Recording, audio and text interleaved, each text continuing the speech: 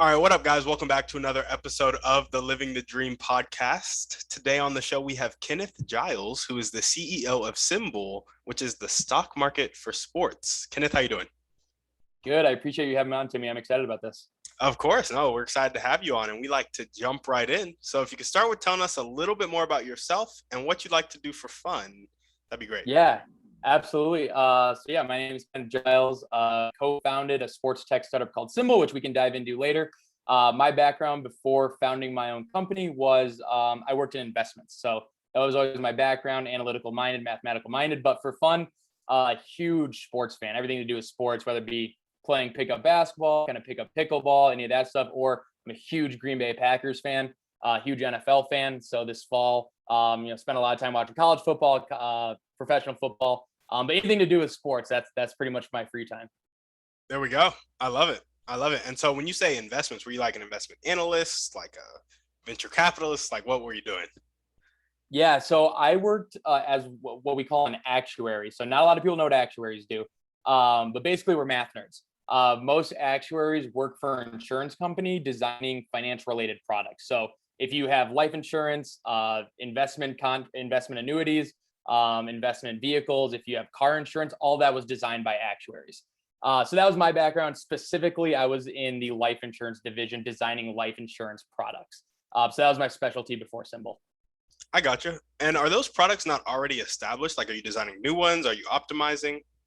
Yeah, a little bit of both. So there's a lot of evolution. So just as contracts get older, as new products come out, updating the current contracts, updating current investments, and then also designing new features. So for example, when the S&P comes out, designing the ability for life insurance to be invested in the S&P 500 as opposed to the Dow Jones, right? There's just a lot of different options that go into life insurance type policies and for different types of people. Not life insurance doesn't, all fit one person. People have different needs, different wants. So designing different products for different purposes. There we go. I love it. Well, awesome, man. Tell us about SimBull. Yeah, absolutely. So the best way to describe it is you already did. We are creating a stock market for sports.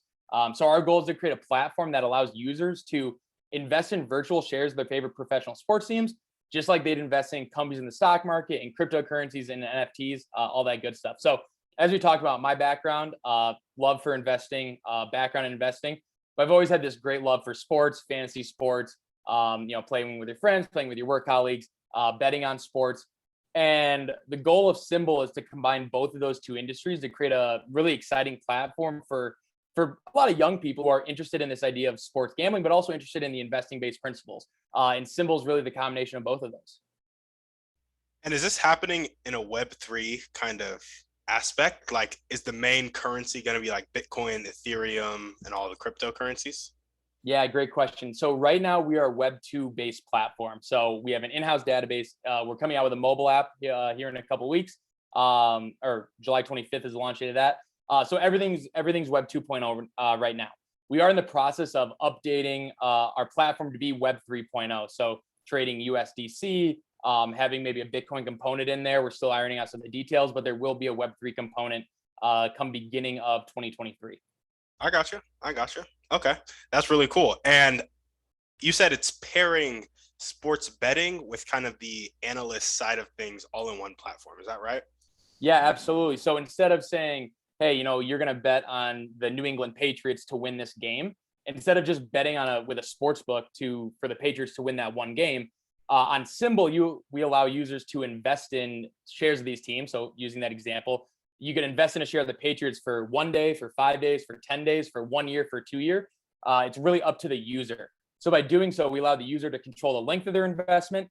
And by creating a stock market-based platform, instead of like a traditional sports book, it's peer-to-peer. So whenever you have a peer-to-peer network, it lowers the traditional fees, creating a better opportunity for more sports fans. So instead of competing against, DraftKings or FanDuel to try to beat them, you're competing with the market to try to beat the market, which is a better solution for most users.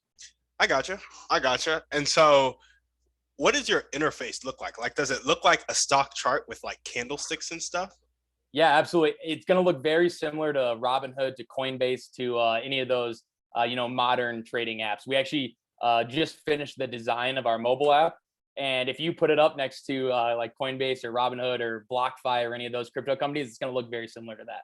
But instead of cryptocurrencies, it's sports teams. That is so interesting. I think my brother's a day trader, which is why I'm kind of thinking about it like this.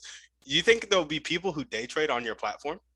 Yeah, we already have them. So right now we have 13,000 registered users that are actively trading on the platform. We've got a couple different types of users. We've got sort of your typical day trader who's trying to find edges in the markets, right? Every single day when news breaks, they're trying to figure out who's going up and down. We've got, 1 year, call them 1 year users that are looking for, hey, I'm going to align my portfolio for this next year, right? I think the Packers are undervalued. I think the Bengals are overvalued. I really like the New York Knicks trying to trade for Donovan Mitchell, right? So you have these users that are looking at a 1 year platform. Then you also have just sports fans, right? They're from a city. They like their entire city. So they're going to buy the Chicago Cubs, the Chicago Bulls, the Chicago Blackhawks, and the Bears just because they're from Chicago and they want to be invested in their favorite sports teams. So we have a couple different types of users on the platform. I got you. Okay. That's really awesome. Well, cool. Tell us a little bit more about your motivation. What gets you up and keeps you going every day? Yeah, absolutely. Honestly, SimBull does most days.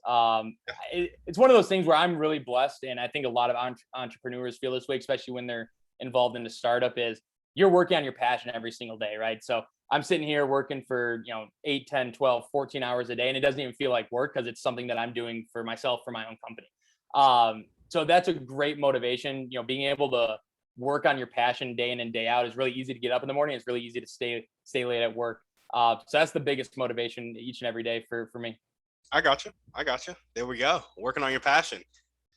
And so when did you take the leap? Like when you were taking the leap, what really pushed you over the edge? Because I feel like it's hard to go from W-2 to straight up startup life where you're raising funds. Yeah, that's a great question. We're in the middle of a fundraise right now. So that's it's definitely a stressful time period. But yeah, so SimBull launched in fall of 2020. I was still working full time as an actuary. SimBull was a side hustle. It was this idea that I had in my head that this would be kind of cool. Like if I was a user, right? I'm big into DraftKings and fantasy sports and betting on sports, but it's like if I was a user, this would be kind of cool. So we designed it. My co-founder is is our CTO. He developed the platform. So we were playing around with this. We did this like a live beta in the fall. Again, was working full time. It was really, it's a longer story. I'll try to keep it short. But basically, I was sitting in my home office, right? Because this was the middle of the pandemic, 2020. I was sitting in my home office and I was, getting an output from this financial model, and I was going to send it off to my boss. And it just kind of hit me. I'm like, is this really what I'm going to do for 40 years, right? Am I going to type into a keyboard? Am I going to get an output and I'm just going to email it to my boss and that's my day? And I was actually seriously thinking about it. I'm like, yeah, it's a good life, right? 9 to 5, I collect a paycheck. I go out for drinks after work. We, work out, pick up basketball, right? Like that's a great life, but is that what I want to do? And that's when it started hitting me like, oh, SimBull could really work. We had been working on SimBull for a couple months at the time. We had our first 50 users, and we had a user email us, and he was a college age kid. He goes, "This is so awesome. How can I work for you guys? Like, I want to help out in any way I can." And we brought him on, just doing some different social media stuff, like reaching out to people on Twitter for us, doing some marketing stuff. And I'm like, man, if other people want to work for this, why am I still working at this job, right? Why don't I go do this full time? And that's when it really hit me, the combination of, do I really want to work 9 to 5 for 40 years? And this idea that, hey, SimBull could really take off. And both of those combinations is what pushed me over the edge. So January of 2021, right at the new year, I said, all right, I'm going to take the leap, go for it. Quit my job, started SimBull full time, and now we're 18 months in and we're off and running. There we go, man. Love to hear it. Well, tell us about your vision for SimBull, your company, and your life. Yeah, absolutely. Our goal for SimBull, pretty lofty goals, is we want to be the next DraftKings. We want to be bigger than DraftKings, right? So when people talk about the sports gaming space in 5 years, we want it to be, FanDuel, DraftKings, SimBull, right? We want to be mentioned with those big players. And by doing so, I think with our product, I think we have a good opportunity to do so. So that's our 5-year vision is, right now we've got the 13,000 plus registered users. 5 years, we want to be over 7 million. I think DraftKings is at 7.5 million, or maybe 8 million now. And our goal in 5 years is to be right up there with them. So from a company perspective, that's our vision. That's where we want to be. A lot of work to do before then on product, on marketing, on, customer acquisition, all that good stuff. Yeah. But we've got a good team to do that. So that's from the company side. From a personal side, always love the idea of a big family, right? Just from a personal perspective. So hopefully in 5 years, I've been dating my girlfriend for a couple of years. Hopefully at some point that turns into marriage and then family and kids beyond that. I've always had the dream of being, hopefully after SimBull sells and we're scaled up and set financially, being the baseball coach and the basketball coach and all that good stuff. I got you. So it's like really scale SimBull next 5-10 years. Then your kids will probably be around, 3 to 5 years old. They'll be growing up. And then that's when you're like, okay, sell SimBull. Maybe you have some type of activity in it, but no more 14-hour days and more of like the dad coach. Yeah, exactly. Hopefully I'll still be running it, right? If we're big enough, hopefully I can still run it, but it won't be the same startup grind, right? There's a transition that happens of, there's five of us working on it right now. Hopefully in 5 years, there's 5,000 of us working on it, and it's a little bit less, doing all the roles at once. Maybe you could take a step back at that point. Yeah, no, absolutely. Have you read the book Who Not How? I have not. Who Not How? Do you know who that's by? It's by Dan Sullivan and Dr. Benjamin P. Hardy. Okay, I'll add that to my list. I haven't. Yeah, for sure. I mean, you're kind of already doing it with the sense that you are like, I know you have the concept in your mind, otherwise your business would fail pretty quick, but always a good read. Takes like 4 hours or something like that. Well, awesome, man. So we got make SimBull as big or bigger than DraftKings, not or. Yep. We're making Absolutely. it bigger. Yeah, for sure. And then you love the idea of a big family. Are there any other dreams or goals that you want to chat about? Yeah, I mean, in general, a lot of this is pretty standard stuff. Hopefully the idea at some point of I love building things that matter to people. So the first step is this direct to consumer app. It combines two of my passions. Hopefully creating this really engaging app that really helps people and helps them engage with sports and helps them learn investing techniques and a lot of that stuff. But after that, I think building other things that help people. Maybe not in the direct to consumer app like we are now, right? Right now we're providing entertainment and opportunity to make some money. But after that, moving into maybe more of a nonprofit role or something along those lines, where instead of profit seeking for entertainment, maybe it's working with the homeless or working to help solve poverty and a lot of that good stuff. That's a lot of just jumbled up in my head right now. There's not a lot of real action right now, but hopefully in the future, that's what we can move to. I feel that. Run me through your baseline kind of initial ideas for what your nonprofit would be and ending homelessness or whatever it may be. Yeah, so I think, and I wouldn't say this is a revolutionary idea. A lot of people are working on this, and I would probably just be one of those people that help working on it. But helping young people through this idea of sport and creating financial literacy. So my background personally, I grew up very, very blessed. Both my parents have financial backgrounds. So from a young age, I had this baseline inherent understanding of finances, personal finances, how to save, how to work, how to spend your money wisely, how to invest, right? I was born with that. That's what I grew up with, but not a lot of people are. So I think in the future, there's a combination, whether it be with SimBull or without SimBull, most likely without SimBull, in trying to teach financial literacy through this idea of sports, whether it be through after school programs or through this idea of teaching people how to invest with something that they're more comfortable with, which is like sports teams. And I think there's an opportunity to create engagements for young kids to learn that financial aspect and financial literacy with maybe something less daunting than be like, oh, you should invest in the S&P 500, right? Making it more engaging and making something like that you could teach through schools or through JA programs. So that's kind of the first idea I have. Again, it's not really flushed out. It's sort of jumbled up there, but I think there's an opportunity to teach financial literacy in better ways. Yeah. No, financial literacy amongst kids, that's by far the best way to do it. Like if everybody was financially illiterate, we would not really have problems. Have as many problems. There would be some just baseline human problems, but the majority of our kind of simple problems would go away, I'll say.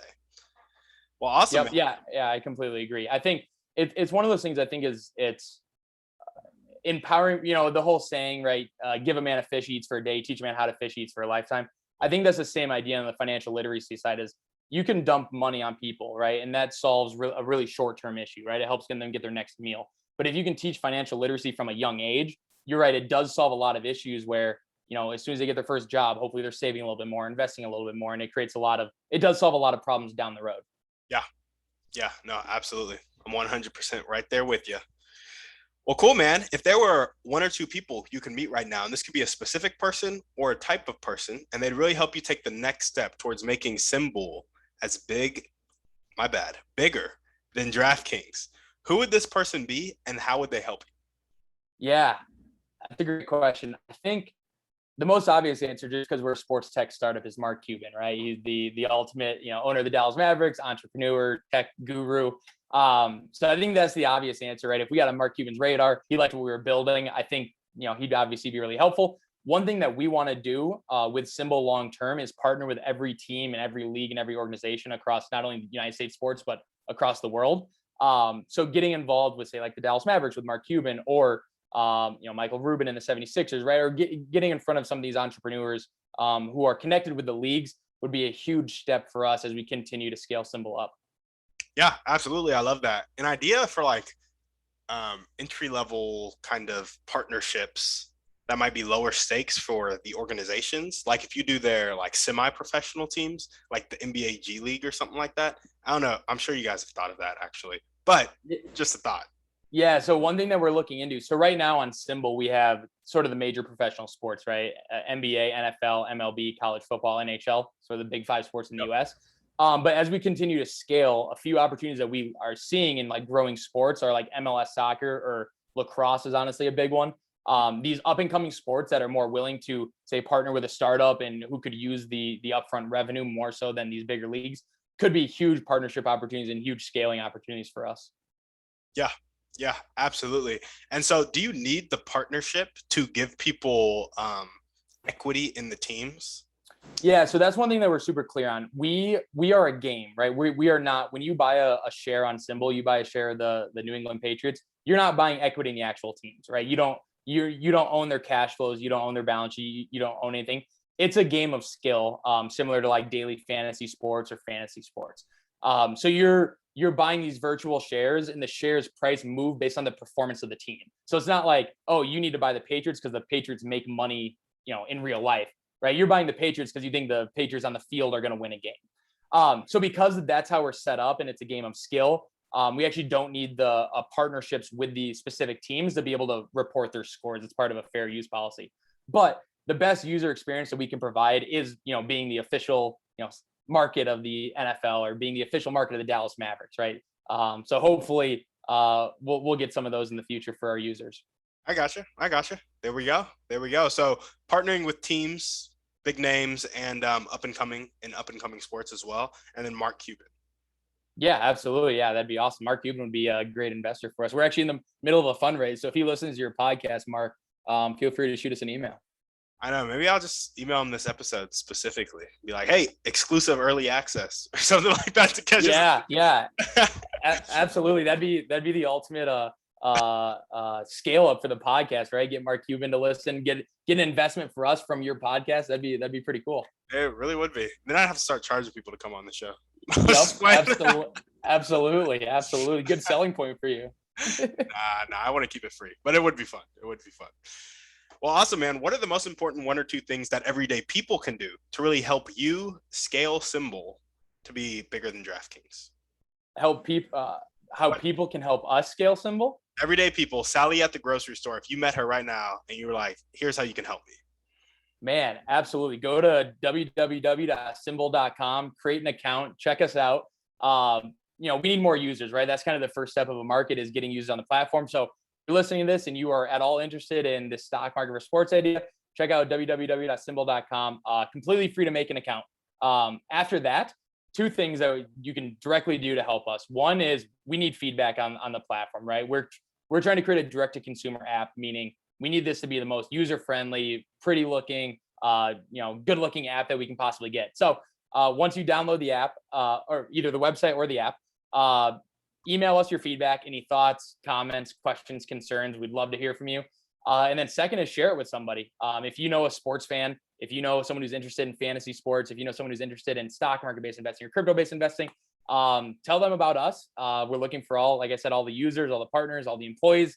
that we can get to help scale us. So those are a few practical things that people can do to help us. Do you ever see yourself getting so big that DraftKings tries to acquire you? That would be a good problem to have. Yeah, that's definitely an opportunity, and then that's one of our exit strategies. When you have a startup, there's two ways to sort of make the money. It's either at the end, or three ways actually. You cash flow it, right? So we hold on to it, we keep the profits. Two is we go to an IPO, become a publicly traded company, or three, you get bought by someone in the industry. So if we got to the point where we were making enough noise and our product was that loved by people that DraftKings was interested, that's a good inquiry to have. Yeah, I could definitely see DraftKings being interested in this because it sounds like it's just a really good idea. Yeah, I appreciate that. We think so too. We're a little biased though.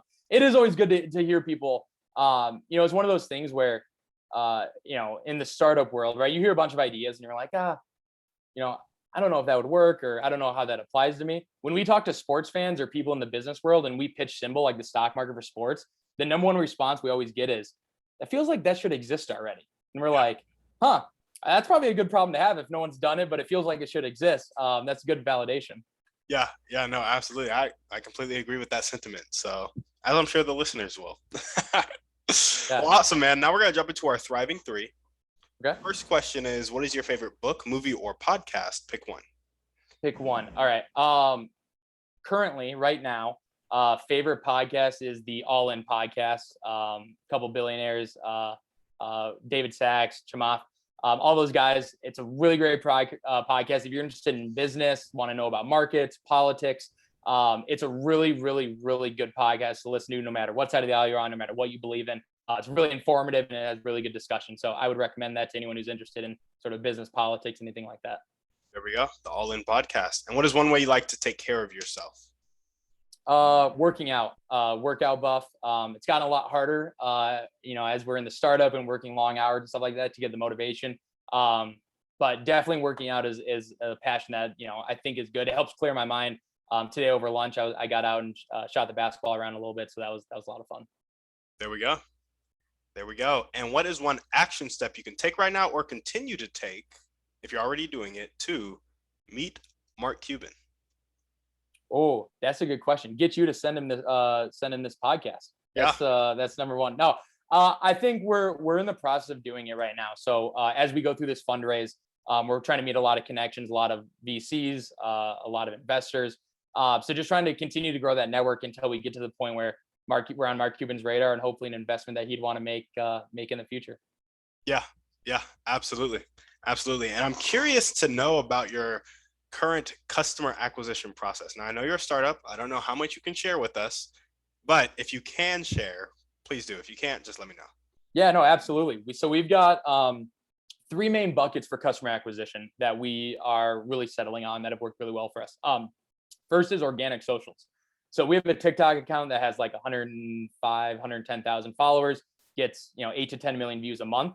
So organic social driving those viewers, those users to our mobile app, to our website has been absolutely huge for us. We're starting to get a growing Instagram. Our LinkedIn page is pretty solid. So using our own assets to actually drive people to our company has been absolutely huge for customer acquisition costs and keeping that cost low. So that's number one. Number two is partnerships. So partnering with strategic podcasts, sports betting podcasts, YouTube channels, partnering with those people to introduce SimBull to their audience, whether it be coming on shows like yours, or by running ads on sports gambling shows and stuff like that. We've had a lot of success with. Previously, we partnered with a company called Pro Football Focus, which is one of the largest analytical NFL companies essentially out there. They've got huge subscriber base to their podcast and to their to some of their analysis. So we partnered with them last year, and they were a huge benefit to us driving people to our traffic. So strategic partnerships is number two. And then number three, which is what everyone's doing, is social media ads, right? Facebook, Instagram, Twitter, now TikTok, Snapchat, really driving people to the website, to the app through social media channels. I gotcha. I like that. It's a lot of ads, but I like the strategic ads. Yeah, right. Ads make the world go round, right? It's if you go look, it's actually interesting. I don't know if any of you users know this, but you can actually go see all the live Facebook ads right now. You can just search them and they'll show a list. So if you go look in our industry, right, DraftKings are running them, FanDuel is running them, a bunch of other companies are running them. So it's one of those things where if you want to be out there, you kind of have to compete with them. The strategic podcast is where we find most of our value and we drive the best user conversion. Because what we do is we really look for podcast hosts who are actually interested in SimBull. We don't just go to anyone and say, hey, advertise SimBull to your audience. We want to make sure that the host enjoys SimBull, understands it, wants to be involved, is comfortable promoting it to their audience, and is actually in the market themselves. Yeah. So that's one of the things that we actually require of our partners is that they deposit into SimBull and actually use it like a user would. And that way we know that, hey, they're willing to do this, so they're going to promote it better to their audience. Because we've had some people that weren't as interested in the market, but they were doing a money grab, trying to advertise for us. So the strategic partnerships is a huge thing for us. Is we want to make sure if you're promoting it to your audience that you are bought in and that you believe in sort of the vision of the company. So that's one thing we really look for with partners. I gotcha. Well, very nice, man. I like that customer acquisition model. I guess just recently, like in the past 6 months, probably really been on like a Russell Brunson and Alex Hormozy kind of binge. And so I like the kind of Dream 100 aspect of your strategic partnerships that you're employing. I was just curious to see if you were doing it or not. Yeah, absolutely. The other big one for us is owning the assets that we're promoting on, like through TikTok, is a huge benefit. Yeah. And then also just engaging with our audience, right? Our TikTok channel is not just straight ads. It's not like every video is like, hey, go sign up for SimBull. Here's a $10 deposit bonus, right? We're engaging with an audience. We're creating a community around sports knowledge and profiting off sports and investing in sports. And it's really good for both acquisition and for education for our current users, because we post a lot of content about how to use SimBull, the best ways, best strategies, stuff like that. So it creates a really organic way to drive people to the app without just being a straight like, hey, go sign up and here's a $10, use this promo code XYZ, which is good. Yeah, man, for sure. Well, awesome. We got one last series of questions for you, and they're going to require a bit of pretext, so stick with me, all right? Okay. So a lot of people have come on the podcast, and they've said that the catalyst that helps people change from having a fixed mindset, not willing to accept help and not willing to accept change, to having a growth mindset, being willing to accept help and being willing to accept change. The catalyst that helps people make that switch is a personal choice that happens after either extreme inspiration or extreme desperation. Do you agree, disagree, have anything to add or subtract? Wow, that's a pretty deep question. I don't know is also an answer. That's really interesting. I'm thinking through. So actually, a quote that I just heard. So in general, I actually agree to a certain extent. So we'll start with that. Yeah. One quote that I just heard, or not necessarily a quote, more of a tidbit or something to live by, is inactivity leads to more doubt, right? So if you're just stuck in the center, so for example, going back to me thinking about starting SimBull, the longer I sat there and thought about it, the riskier it became. Is like, it's harder to leave this W-2, like you said, to go, take a salary cut for longer hours, right? So the longer you're inactive, the more doubt that sinks in. So I think there is a catalyst to a big change of wanting something different or making that move is a personal choice, right? I made the choice of, all right, I'm going to overcome this doubt. I'm going to be active. I'm going to engage with SimBull, try to grow it. And then once I got the confidence of starting to move towards it, I'm like, okay, now I can make the jump into it. So I think there is something to the personal choice leading to a catalyst of change as opposed to desperation. Although I think desperation can do it, I think it's not as powerful as someone sitting there and being like, this is the reason why I'm making this decision, and here's the facts behind it. Oh, absolutely. I completely agree. The personal choice is really the key. Like initially, I thought it was just inspiration or desperation, but plenty of people pointed out to me that it's like, you can be the most desperate person in the world. If you never make a choice to change, nobody can change you, no event can change you, and you're going to be stuck. Yep. Yeah. I couldn't agree more. I think the personal choice, and that's the thing that I had to overcome, was, I had inspiration to start SimBull. I had a little bit of desperation of, I didn't really 100% love my current role, right? So there's some desperation to try to, make that change. But I think it was the personal choice of thinking through like, man, I think this can work. Here's how it's going to work. All right, now I'm going to make that happen. And that was the choice. I was like, all right, let's start on the path of growing SimBull. Yeah. No, absolutely. There we go. And so given that same amount of extreme inspiration and extreme desperation, why do you think some people make the choice to change and others don't? Oh, I think the people that know what they want, or who come to this realization that they know what they want, they find their passion, they find their dreams, and they want to work towards that. That's when they make the personal choice to actually make that change. I think there are people that are desperate, but if they don't know what they're working towards, they don't have a goal, they don't have a dream, they don't have a passion, then I think it's harder for them to change, even if they are desperate, even if they are inspired. Right? You can be inspired about stuff, but if you don't have a specific thing that you're passionate about or a specific dream that you want to achieve, I think it's really, really hard to make those changes. So I think the people that do make changes, they might be desperate, they might be inspired, but they also have a lot of introspection and they know, hey, this is my dream.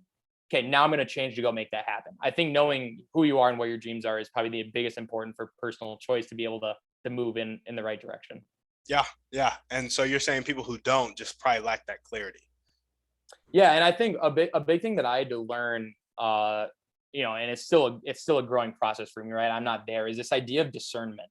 A lot of people think of a discernment from like a religious perspective, and that's a lot of my background too. Growing up in a religious environment, is this idea of discernment where it's thinking through what you want, thinking through how you're going to get there, and then consulting with the people around you, right? So it's not just a personal thing. You're consulting with friends and family and loved ones. You're thinking through it yourself, and then once you have that discernment of this dream that you want to achieve, then it's about making the change to go make that happen.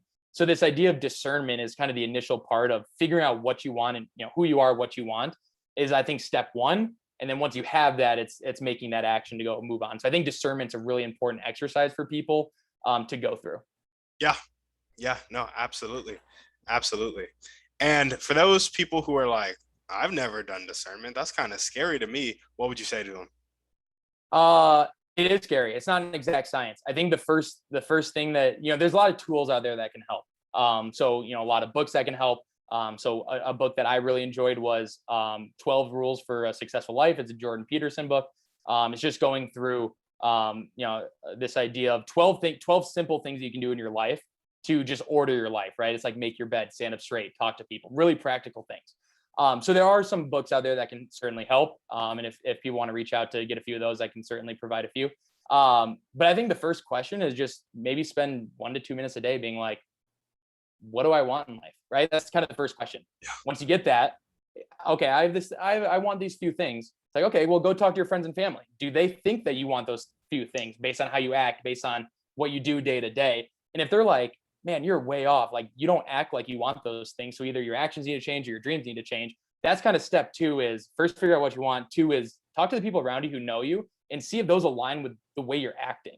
Because a lot of times we have a hard time looking back at ourselves and like, figuring out how we act. So the big part of discernment is talking to loved ones about their perception of you to see if it aligns with what you kind of think of yourself. Gotcha. And in this discernment, I foresee a problem for some people where their friends and family are really negative, limited people. And then they kind of impose their negativity and limits on that sibling or son or spouse or whatever. And so my question to you is, what would you say to that person who just has a negative family? And it's like, I'm scared to go tell them my dreams and goals because they're just going to stomp on them and keep me where I'm at, which is where I'm unhappy. Yeah. That is an issue with discernment. That is an issue to overcome. I think I use family as an example, right? It can be friends, it can be a community, it can be coworkers, right? It can be anybody. And if you have a surrounding of your 10 closest people are all negative towards you, I think that's the first thing you need to do is figure out, do you have the right 10 people around you? Yeah. So if you're at that point, then external discernment is maybe not the route to go. Maybe it's finding a core group of people that have faith in you, that believe in you, that have common interests, common goals, and surrounding yourself with those people. There are going to be negative people in your life, no matter what. If you talk to 10 people, I tell them the idea of SimBull. 1, 2, 3, 5 of them might say it's a bad idea. The other 5 might say it's a great idea. And that's where the idea of discernment comes from, is you're not just talking to one person, right? You're talking to 5, 10, 15 people about what you want. And then you're getting a whole range of perspectives. So if you do have a lot of negative people in your life, I would say that's the first address, is let's find people that are positive and that are willing to support you. After you have that community, then it's okay. Let's go talk to them about your dreams and goals to see how they can help you in that way. Yeah, absolutely. There we go. Our next question is that some people need a smaller amount of inspiration or desperation to change, and others need a larger, more consistent amount. What do you think establishes that threshold, and can it be influenced? Yeah, I think there's a big internal motivation versus external motivation, right? Some people are just naturally internally motivated. That's just whether it be their mindset, or that's, nature versus nurture, right? Whatever it is, some people don't even need inspiration at all. And they're just like, I know what I want to do and I'm just going to go do it, right? No matter what, right? Whether Gary Vee is yelling in my ear to post, 100 TikToks a day or not, I'm going to post 100 TikToks a day, right? So some people are internally motivated. I think other people who don't know as much about what they want they need to be more externally motivated. So I think those people who aren't like 100% concrete of like, this is what I'm reaching and this is how I'm going to reach it, they have a higher threshold for needing inspiration or motivation to be able to reach those goals. The people that are really certain this is who they are and this is what they're going to do, I think they need a lot lower bar. So I think there's a nature versus nurture answer. I mean, the ultimate answer is maybe I don't exactly know, but I think there's some border of internally motivated versus externally motivated based on, how confident you are in your dreams. I gotcha. Yeah, it sounded like some of that motivation might be kind of on a spectrum with clarity. So it's like as clarity increases or decreases, as confidence increases or decreases, the source of that motivation can increase or decrease. Yeah, that's a great way of putting it. That was a lot clearer than the way I was describing it. But just from my personal example, I am 100% sure that SimBull can succeed. I know it can, right? We've got 1,000 users 13,000 users now that absolutely love our platform and that are using it, right? So I know this can succeed. So I don't need to go watch, right, a bunch of Gary Vee videos to tell me like, oh, you need to work hard to scale it, right? Because I have that confidence. I think at the beginning, when I was maybe more unsure about SimBull and the product itself and if people would really like it, then it was I need a lot more inspiration and motivation on, hey, what should I do next? What should I test next? I'm going to watch a bunch of videos to figure out, what type of videos I need to be posting on TikTok, stuff like that. So I think it is that spectrum of, whether it be clarity or confidence, however you want to call that x-axis of how much internal or how much external motivation you need. Yeah, absolutely. And we got one last question for you. Perfect. For this question, I want you to kind of keep in mind a person who has a really fixed mindset. They're not willing to accept help. They're not willing to accept change. Okay. Alrighty, here we go. In Atomic Habits, James Clear talks about the 4 laws of changing your behavior. And the laws are: make it obvious, make it attractive, make it easy, and make it satisfying.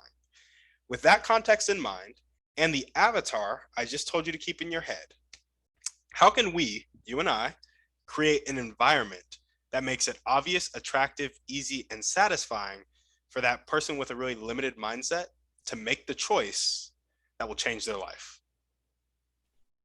The biggest thing that jumps out to me right now is making this idea of, talking about clarity, attractiveness, easiness to accept.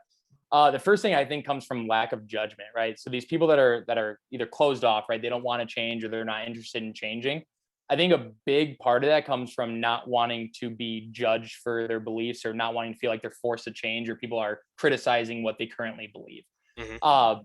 So the person that I was thinking of, they're very like standoffish, right? You talk to them and you say, hey, what do you think about this? And like, well, no, that's totally wrong. And you're like, why? Well, because it is wrong, right? And they don't want to engage in a dialogue because whether they feel like they're not comfortable in what they don't believe in, or they feel like they're going to be judged for what they believe.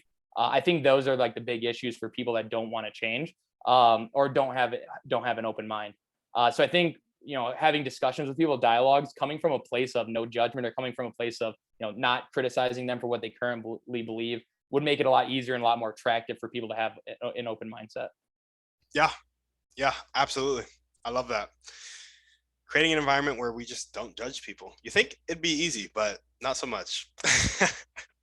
It's a lot more challenging than it sounds, right? Because people have their priors, they have their beliefs, they've got, what do you call it? The subconscious thinking that, maybe they might be thinking it, rationally. It's just kind of, sitting in there. So it is hard not to judge people, but I think it's something that could go a long way. And and fixing either the discourse of our environment or helping people to be open-minded about other things.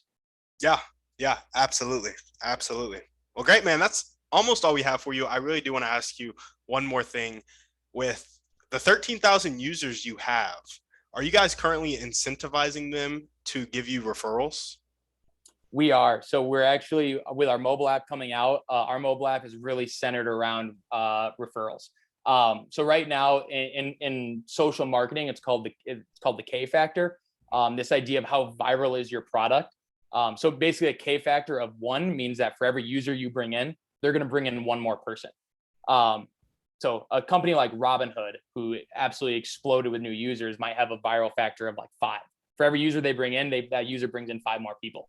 Yeah. So for us right now, we're a little bit over 1, which is good. So for every, we bring in you bring in 1 friend. With the mobile app and the way we're centering around our referral program, we want to drive that up to 2, 3, 4, 5 or beyond, to really get that viral growth factor, scaling SimBull up to the next level. Yeah. It's the invisible hand that just explodes businesses. Yep, that's exactly right. Awesome, man. Well, do you have anything else you want to chat about before we sign off? No, if you don't mind, I'd love to just shout out. I think I did it once, but if you want to check out SimBull, go to simbull.com. At SimBull Exchange on Twitter, we got open DMs. And then feel free. We have contact forms on our website. If you ever want to get in touch with me, ask me questions, clarify some answers that I gave on the podcast. Anything else, feel free to reach out. DMs are open. Happy to engage with anyone from this podcast or anyone else who might want to chat. So I think that's all I have. There we go. Well, if you guys, Kenneth, thank you for coming on the show. Yeah, I appreciate it, Timmy. This has been awesome. A lot of fun. Of course. And if you guys loved what Kenneth had to say, make sure to check out SimBull. The links will be down in the show notes. And let's get his K factor up to 5. So go ahead and join and then invite 5 of your friends to SimBull. Awesome. That's great. That's a great pitch. I appreciate it, Timmy. Absolutely. I thought you'd appreciate that.